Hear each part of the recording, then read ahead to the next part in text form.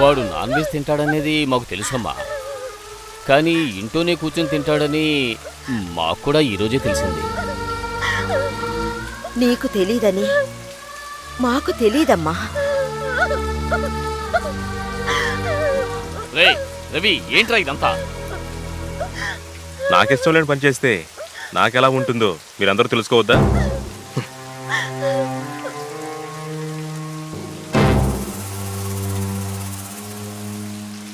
నేను చేసిన తప్పని నాకు బాగా తెలుసు అంకుల్, కానీ కోపంలో అలా చేశాను.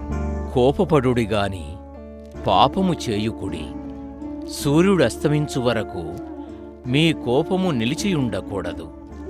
ఎఫెసీయులు 4:26. కోపడ్డానికి దేవుడు మనకి 12 గంటల వ్యవధే ఇచ్చారు. 4 గంటలకి కోప్పడితే ఇంకో 2 గంటలు మాత్రమే ఉందని అర్థం. తను చేసే తప్పులు చూస్తూ తట్టుకోవడం నా వల్ల కావట్లేదు అంకుల్. తను చేసింది తప్పు, నువ్వు చేసింది పాపం.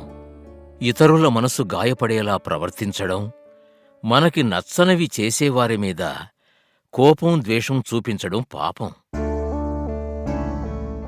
We Christians should not hurt anyone.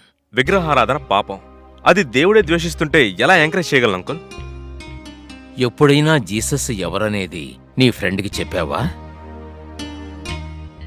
ఏ? అతను తప్పుగా అనుకుంటాడనే భయం.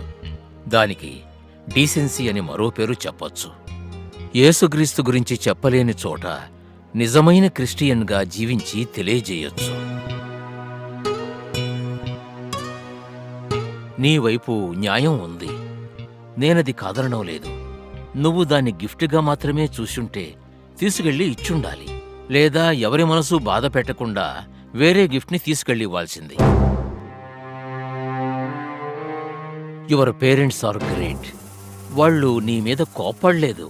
దానికి కారణం వాళ్లకి నీ మీదున్న నిజమైన ప్రేమ. నీకు ఐడల్, తనకి వినాయకుడు దైవం.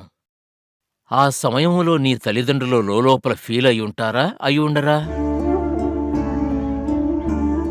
నీ ఫ్రెండ్కి అతని జీవితంలో అదొక ముఖ్యమైన రోజు. ఆ రోజున నువ్వొచ్చి ఆశీస్సులివ్వాలని అతను ఆశించాడు. కాని ఆ పెళ్ళి నీకు ముఖ్యంగా అనిపించలేదు. నీ మతం నీకు ఎక్కువైపోయింది.